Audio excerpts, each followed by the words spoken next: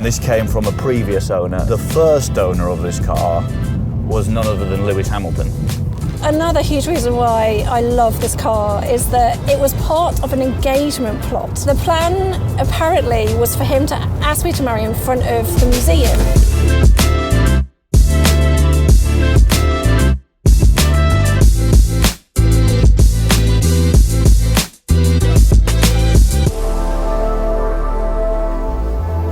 Hello, I'm Alex Kirsten and welcome back to another episode of Life with My Classic, where we throw a spotlight on classic Mercedes models that aren't garage queens, they're daily driven. Behind me is a car you'll probably already recognise that belongs to a good friend of mine, Thomas, and today we're going to check out more of his collection. Ho, ho, ho! Thomas, great to see you again. How you doing? I'm very good, thank you. Thanks for coming back. Always a pleasure. Now, if you don't recognise Thomas, then check out the last episode because we had a proper deep dive of your high mileage hero, didn't we? We did do that, yes. But today we're switching things up because what do we have on the driveway here? Something a little bit special, a little bit more special than the E-Class. This is my pride and joy, CLK 63 Black Series. Some of you will know exactly what that is. Some of you won't have a clue, but hopefully after today, we're going to educate you. So for those that don't know, in 2006, in the Formula One, there was the CLK 63 AMG safety car, and it didn't look like a normal CLK 63. It was much lower, wider, flared out arches. It made an insane noise, stripped out interior, ducktail on the back, big carbon fibre diffuser, and that was not a standard road car. You couldn't go to Mercedes and buy that.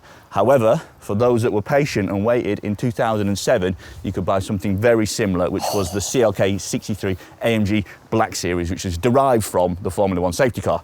So that is what we have here, essentially Formula One safety car for the road. So there's quite a few differences to the standard CLK. So talk to me about the exterior, because it looks wildly different to anything that we've seen. So I think actually, first of all, speaking of exteriors, these two look fantastic together.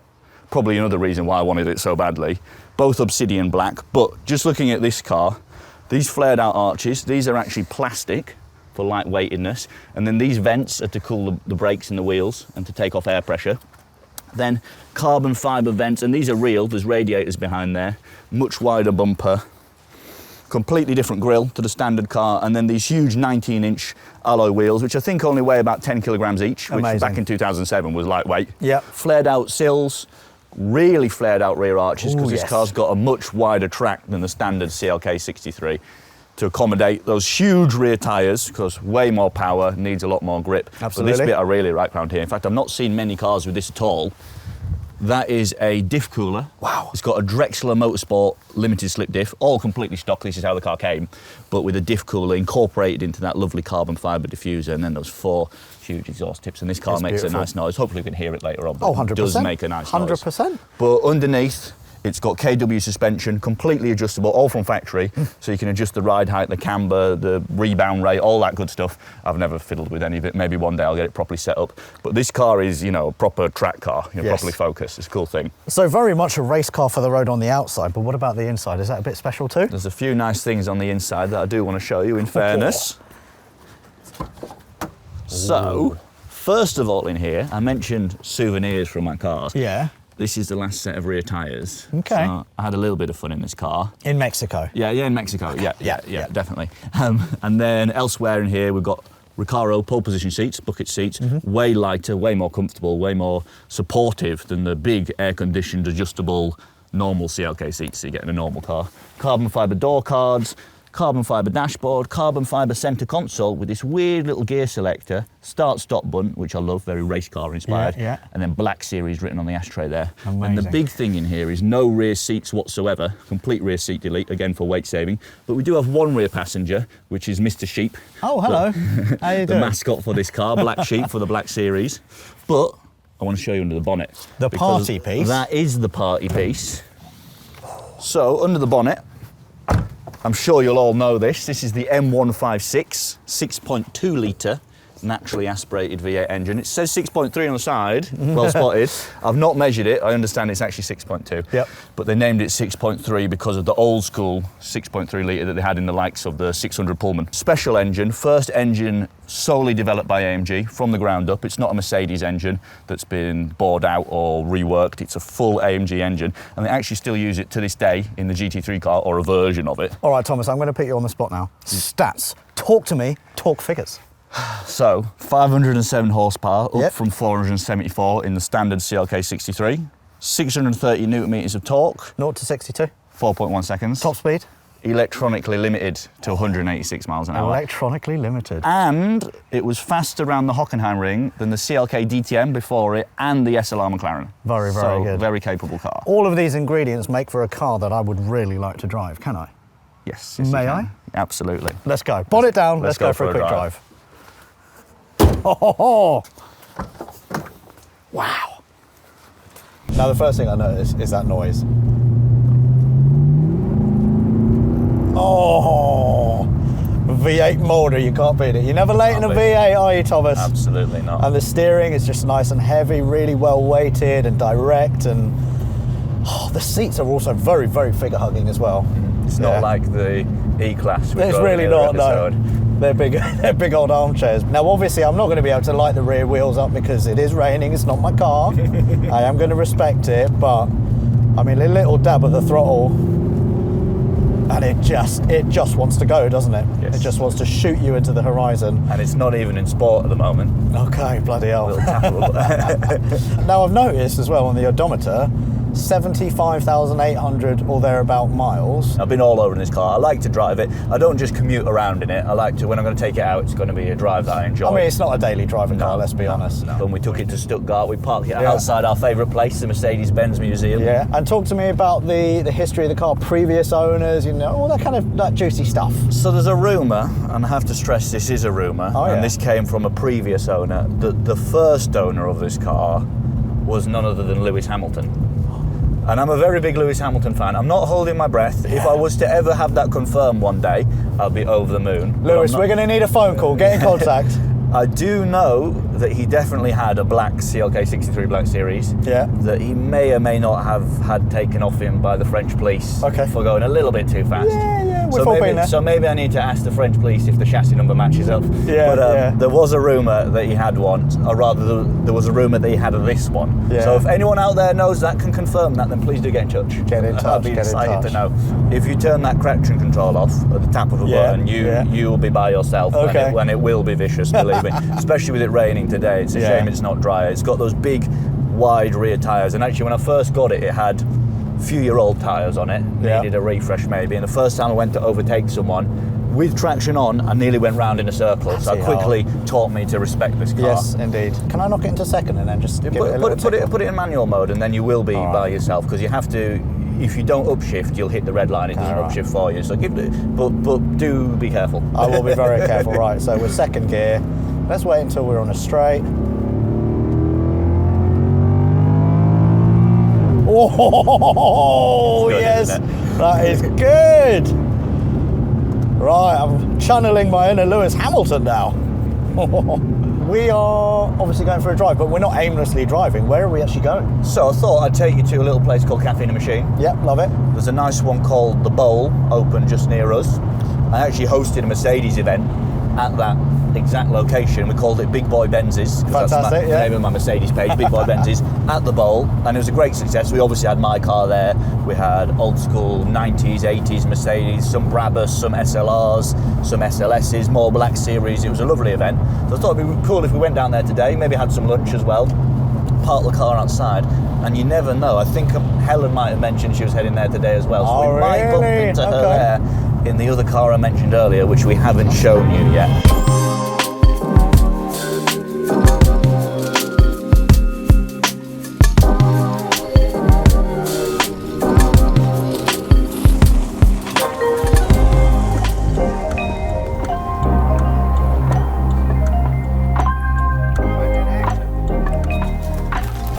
Hello, how are you doing?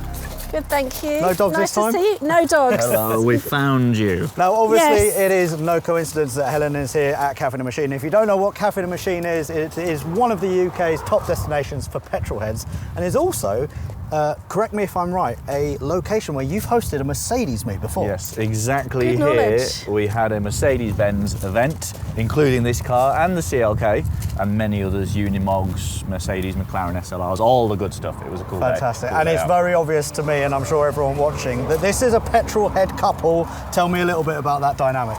we really are that couple that has 4 SLs. This is the one we've had the longest, actually. Yeah. And Helen, you've had this, what, 5 years or so? Yeah, about that now. Tell me about the ownership experience. Is it everything it's cracked up to be? And why do you own this car as well? Oh, that's a long question. It's 34 years old, and I was expecting more problems, but really, other than one thing, we have had no problems with it at all. Amazing. And I just love them. I saw one in London once, and it turned out to be one of our friends, and it was just too beautiful. It was really? so Nice. gorgeous. Yeah. And what made you choose the SL?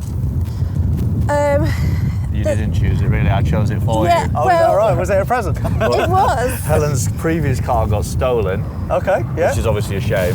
Well, no, it sounds quite fortunate if you're getting one of these instead. We used to live in central London, and sadly these things happen. Yeah. So I knew that she liked the SL. We had a friend with one, so I decided to surprise her with this. You know, what better surprise in a 5-litre V8 convertible? Oh, amazing, amazing. All right, Helen, because I like putting people on the spot, I'm going to do exactly the same thing to you. Okay. Name 3 things that you love about this car. Oh, that's easy.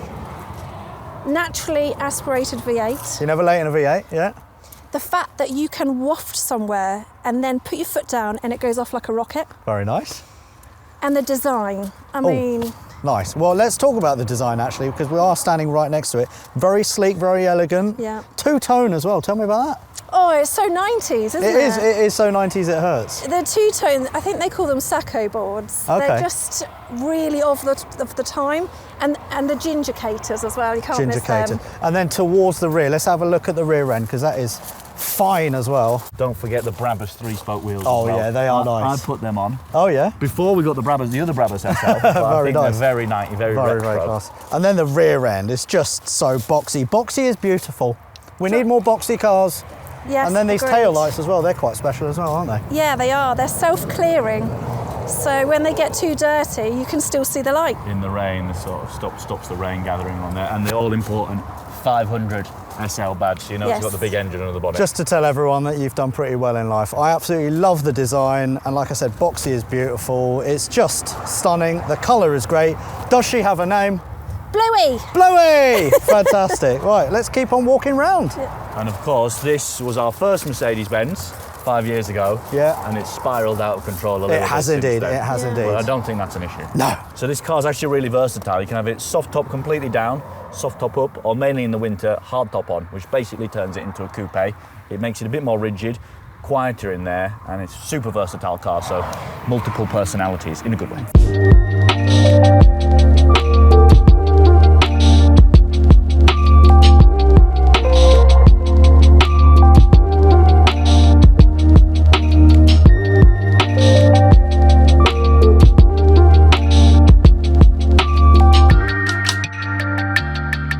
So that is exterior ticked off, engine obviously ticked off. What about the interior, Helen? Show me around. Oh, one of the best bits.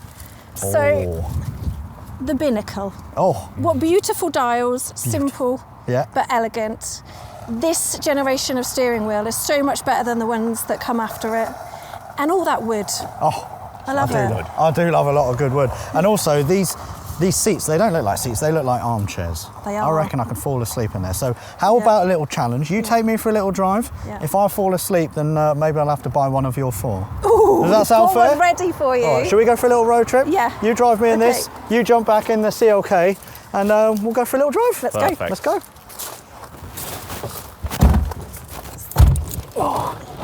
Seatbelts on. Yep. Oh yeah. Safety first. This is nice. Leather on leather. That's what I So like. much leather. So much, all the leather. And all the carpet as And well. all the wood. So much of everything, all the good stuff that we don't get anymore. Yeah, very true. Not even on 100,000 miles yet either. No, Brand new, barely running. indeed. And then we've got Thomas behind us as well. And his Larry wagon. There's go, go, go. And we're out. Beautiful. Oh, silky smooth. Yes, very wafty. Oh, I do really love the sound of an unstressed V8 motor. Yeah, naturally aspirated. Yeah, it's great. What does it feel like to drive? It's actually very relaxing, Yeah. very, very wafty. But at a certain point, you put your foot down and it just goes like a rocket. Oh, really? Yeah. Oh. So another huge reason why I love this car is that it was part of an engagement plot. Oh, yeah. Tommy and me were going to Stuttgart in it, and the plan apparently was for him to ask me to marry in front of the museum. Yeah. But we broke down in Belgium. Oh, no. Yeah, it's never happened before or since. We had to have a hire car, which scuppered the plan. Yeah. And all this time, Tommy had the ring in his pocket. I had no idea. So we went to a museum, a random museum, and it was so icy and snowy. It was really, really, really, like, quite romantic for a car museum. Oh, beautiful. I said to him, go down that slide, and I'll film you. Had no idea what he was planning. And it looked like he was getting stuck. He got halfway through and then just stopped. And I was like peering up the tube, trying to see if he was like in there. He popped out the other end and he was like, Helen, will you marry me? Oh, amazing. And then I Well done, cried. Thomas. Yeah, it's a really good story. Yeah, Yeah. no, that's really nice. So this is obviously a family heirloom that you'll never sell. No, I will never sell it, and I will run it until it's literally not able to run anymore. So if I were to say to you, Helen, 1,500 quid, hold out your hand, let's do it. Get out. Get out of it. What a lovely story, and what a lovely car as well. From the passenger seat, I'm enjoying myself very much. Very hush, very quiet, very powerful, very smooth. Yes. Very much like me. Yes, of course, Of Alex, course, of course. But no, a beautiful, beautiful example of a modern classic Mercedes that you're clearly taking very good care of. Got to. It's old cars of the future. Yeah, exactly. Got to keep them old cars alive. It's going to be a high mileage hero. Yeah, love to hear it. I'll give you a sticker. Please. I would like one for the wagon as well. Oh, okay. Yeah. I mean, this car hasn't even done 100,000 miles yet, has it? Pathetic, isn't it? It is, It's yeah. not even run in. You need to work on that. I will do. I will do. Okay, good, Definitely. good. We'll take it back to Germany, and this time it will not break down. Fantastic.